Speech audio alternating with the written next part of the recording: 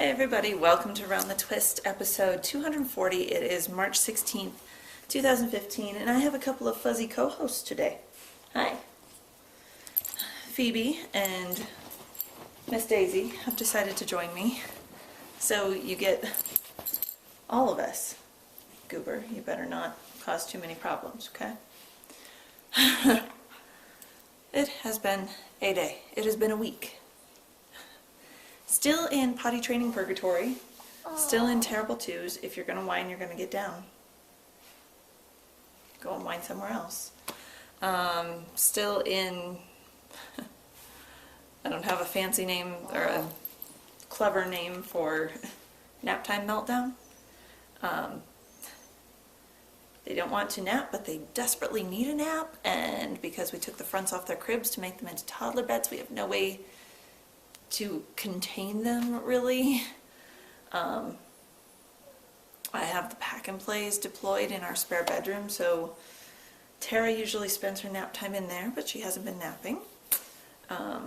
Gabe usually has some kind of meltdown that he doesn't want to nap, and it's so hard being little. It's awful. Oh, and there goes Daisy. Okay. So, it's a knitting show, right? Knitting and coffee, coffee and knitting, hot beverage, they all go together. It's caramel apple coffee from me from San Marco today. So first things first, what I have on my needles. Something that hasn't gotten worked on a whole lot, these special snowflake socks. These are out of Gail's Art in her special secret sock blank, the single knit one. So when you unravel it, you only get one strand of yarn. She does have a double knit one that is 2 strands of yarn that are kind of like held together when the sock blank is knit, and then she dyes it that way. So when you're looking at Gail's Etsy store, if you're kind of OCD and you want socks that look like they belong together, like matching, get a double knit blank. Even if you don't knit 2 at a time, you can always unravel it and wind it into 2 separate balls, and your socks should come close to matching. I like the single knit ones because who has the time for that? I don't right now.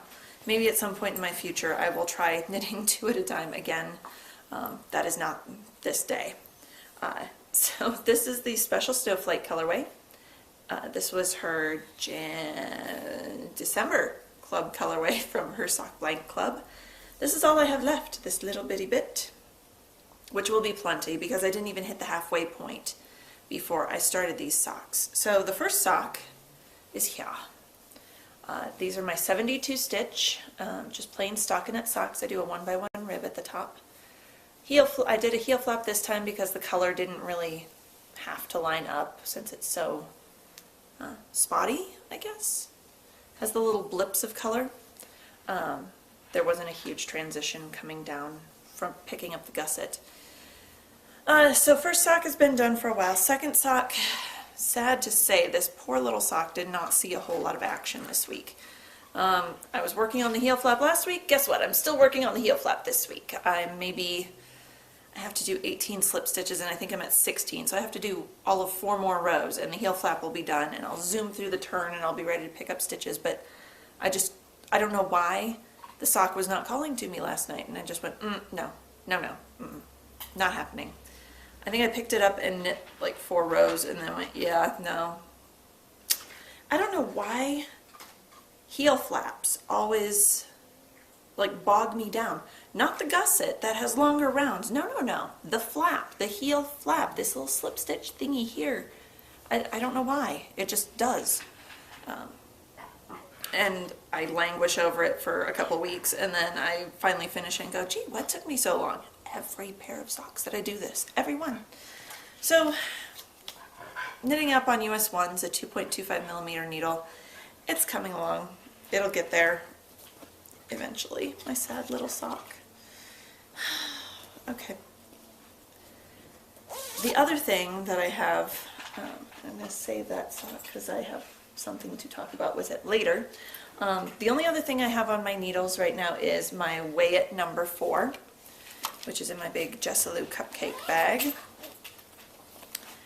So last week I wasn't sure how much yarn I had left because I hadn't weighed it, or I had weighed it and I couldn't remember how far I had to go. I don't even remember what I told you guys, and I didn't write it down in my show notes, so there you have it. I looked and I had to go to the I'm just going to say the mid 70 grams left before I did the edging. I weighed it and I was at 76 grams, so I was only a few grams off from where I needed to be. I knew I couldn't probably make it across and back and still have enough left according to pattern. So I stopped and I started the edging. So since last week, there's my little stitch marker. I finished that way. There we go. I finished another inch of shawl, and then I started doing the lovely little applied edging. So if you flip the shawl, so this is the long top edge, and I'm working my way down doing this applied garter edging that I'm really liking, although it's really making me want to learn or relearn, because I've learned it once, but relearn how to knit backwards, because it's only a few stitches across and it's just such a pain in the butt. But I mean, not in a bad way. It's just when you get into a rhythm, it's, oh, I got to turn around and go back. And I got to turn around and go back, and then turn around and go back, and it's just, it's coming along though. It's getting there. I don't have much. I don't think it's much left to do, but this little bit of edging is like 2 nights of sitting in bed watching Destination Truth on the iPad knitting while hubby is sleeping. I just haven't quite been tired, but I know if he goes to bed before I do and I come back, I will wake him up, and he's having a hard enough time sleeping lately as it is, so I don't want to make things worse, so I just sit up in bed and knit for an hour or so, and then I'm tired, and yeah. Knitting this up on US 8s, which is a 5.0 millimeter needle. This is on one of my signature circulars. And yeah, that's, the pattern is Yowza Way at Shawl 4 by Susan B. Anderson. The yarn is Miss Babs Yowza in Zombie Honeymoon, which is kind of like a crazy Barbie prom to me. Just all the pink and purple. It's very girly, and I'm normally not. I'd like to be girly, but I'm really not girly. I guess I like the whole dressing up, but I never have a reason to, so I live in jeans and t-shirts. So the pink and purple on this is turning into my reason. Oh, poo. I just remembered I forgot something, but you know what? I'm not going to get up and get it. That's the show. So this week I did finish Snowflake number 5, which I will just show you the picture in the book since they're out there. They're in the kitchen. I have them in their little Ziploc baggie. They're all set to go downstairs and live with the other 4 sets of snowflakes. So number 5 is this one. I have 3 of them done. They're finished except for their final end being woven in, which I just haven't felt like doing. And I started a new one. Snowflake number 6, which is down here, which is also by Helen Milinkovich-Milton. First one is done, so I'm actually pretty happy with that. It actually came out to me, very close to how the picture's looking. I'm doing a terrible job showing this off. There we go. Let's do that. I hear a not sleeping Tara. Let's see, is that the right way to show you? Or did I just show you the back? I can't tell. Maybe that's the front. I don't know. I stink at this crochet thing. Let's just put it that way. But, or at least knowing which way is which if there's a front and a back. I think it usually curls that way, so that's the front. Kind of like stockinette will curl to the way I'm doing the crochet. Yeah, that's the front. There. So the way I do the crochet, it almost curls toward the right side and away from the wrong side, like it will close up like a flower. So first one's done. I did this yesterday in between potty runs with the babies. I'm knitting it up. Crocheting. I'm crocheting those and I'm not knitting them. using a size 7 steel crochet hook, which is a 1.65 millimeter, and J&P Coats knit crocheting in ecru, and this is still the first ball. Like I was telling you guys last week, these snowflakes take anywhere from 5 to 30 yards, and that's the big ones. 30 yards is the big ones that are like 6 inches across, so this is gonna last me forever. And I do have a second ball, so I'm pretty sure I can get pretty darn far through this book before running out. And this is stuff that's, it's a mercerized cotton. I think it's mercerized cotton. The label's downstairs. Of course it is, because why would I have it upstairs where I need it? But yeah, I'm crocheting these up out of the 99 Snowflakes book that was put out by Leisure Arts. You can still find this on Amazon.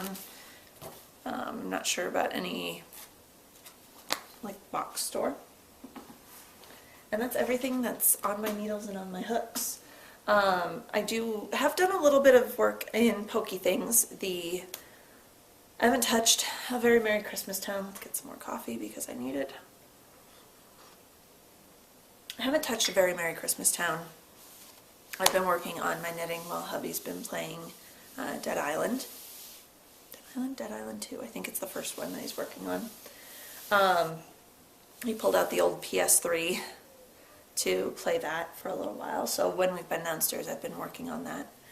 And I have had a little bit of work on Once Upon a Time, again by Frosted Pumpkin Stitchery. This is, I started on the July block, which is Thumbelina in her little walnut shell bed floating away. So what I have done so far, I've got the blue of the pond, the dark green around the edge of the lily pad, and some of the light green that is in the center of the lily pad. This is going to continue going up this side and up this side, and then the walnut shell kind of sits in there. And then she sits in her little walnut shell bed. There'll be a couple fish down here if I remember right, but that's 2 days worth of nap time. It's been slow. Nap times have been very short. And the fact that they've moved them to be in the morning versus in the afternoon, it's been a little weird for me. Anyway, yeah. That's all I have for pokey things. I'm really not sleeping. They're really not. So let's just go on to various and sundry. I have a couple of upcoming events. From March 31st to April 3rd is Interweave Yarn Fest. That is just up the road from where I live, and I'm going to be attending the keynote address that is being put on, I believe it's on Saturday night, by Clara Parks. And I'm going to get to the market at some point in those 4 days. I can't remember when I work. I think I work the Thursday, Friday, so it'll either be Saturday or Sunday I'll get there. It just depends. And then also the Estes Park Wool Market from June 9th through 12th. Again, I know I'm not going to take any classes, but I am off that weekend, so I'll be there Saturday and or Sunday. I'm still not sure when I'm going to head up there. Probably Saturday, because that's, I don't want to call it the big day, but probably Saturday. I just like to get up there. Sunday, it feels like everyone's packing up and wanting to get out of there and go home. And that's really it. I've got a couple things from any questions. So let's see who we've got, what we've got. I actually looked at these ahead of time, so yay. First, this is applicable. Baby Boxer Mom.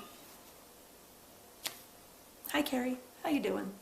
What are your best tips for attending Estes? If I'm not taking classes, how many days should we plan on for woolly stuff? Anything a non-knitting man would be interested in? Any good places for Scotch drinkers? Guess who's coming with me? So Carrie's a friend of mine from back in Omaha. We had our smaller knit group together when we didn't feel like going to the big one over at Whole Foods.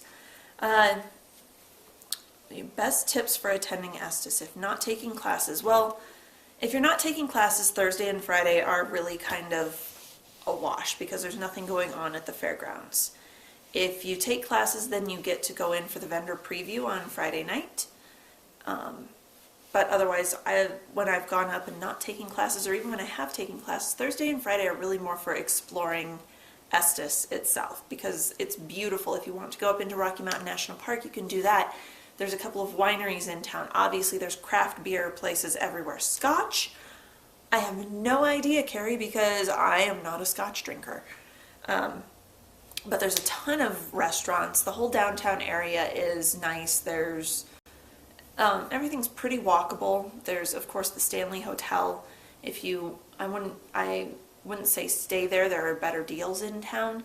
But if you want to go up and do one of their ghost tours or one of their other historical tours, that's available. So really just Saturday, and there's plenty to do. Saturday and Sunday. Saturday is more, honestly, Estes is a small enough festival, you can see it in one day. You really can. Saturday is when they have the Leaping Llama and Llama Limbo competitions. They have sheepdog demonstrations all day, sheep shearing demonstrations all day. The barns are open for the goats, the bunnies, the Paco Vicuna, the alpaca, the llamas, the sheep. What am I missing? I'm missing an animal. The goats, the sheep. Maybe I'm not missing an animal. Okay, anyway. And then the beautiful new vendor barn. It's gorgeous. It's well lit. You're not in the dark like you were in the old vendor barn, which is now one of the animal barns.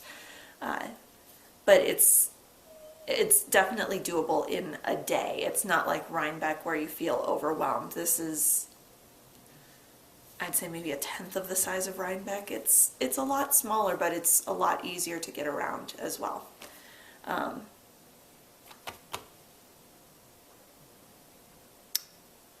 think that's it for Carrie's question, so let me mark that. And then Katie, I think it's supposed to be Katie did, Kaidyd, said, I'm curious about your gauge when you knit your plain 72 stitch vanilla socks. How many stitches per inch do you knit the cuff, and does it vary for the foot? So I didn't take the time to measure before. This is why I left this sock out. When I'm knitting on a finer gauge yarn, like a US 1, that requires me to go down to a 1, a 2.25 millimeter needle, I am getting on the cuff, let me find an edge here, I'm getting 1, 2, 3, 4, 5, 6, 7, 8, 9, I'm actually getting 10 stitches to the inch. Let's see, my foot should not be any different because it's still the same.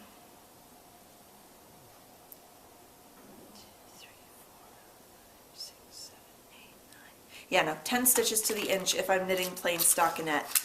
I like a tight gauge because then my socks hold up and last longer. The ones I've been having blowouts with lately are the ones I've either had for years, I mean like 7 or 8 years, and they're finally wearing thin, usually right here at the back of the heel. And I know I could add reinforcing thread, but honestly, my sock drawer is ready to explode.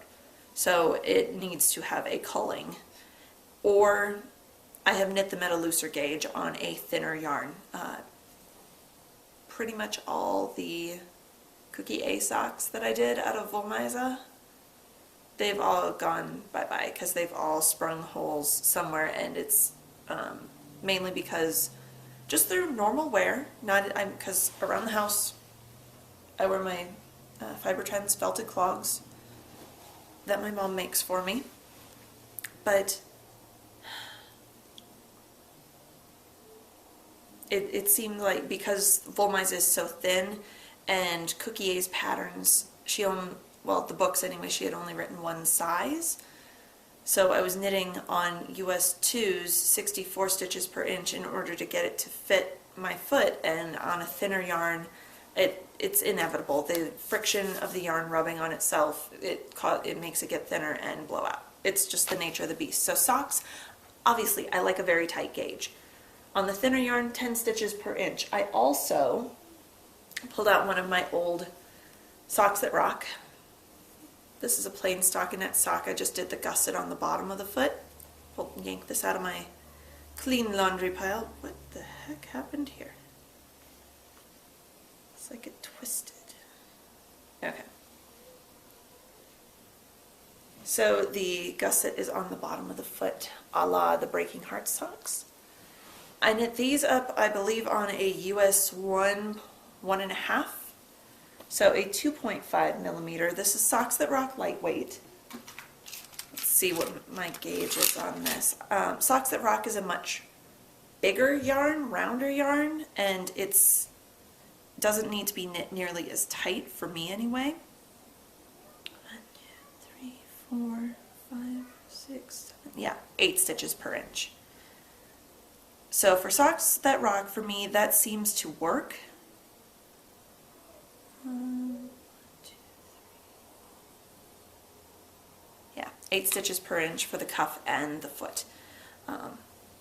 Seems to work for me. I think this was on 64 stitches on a 1.5 with Socks That Rock, and it just makes a bigger gauge because it's a bigger yarn.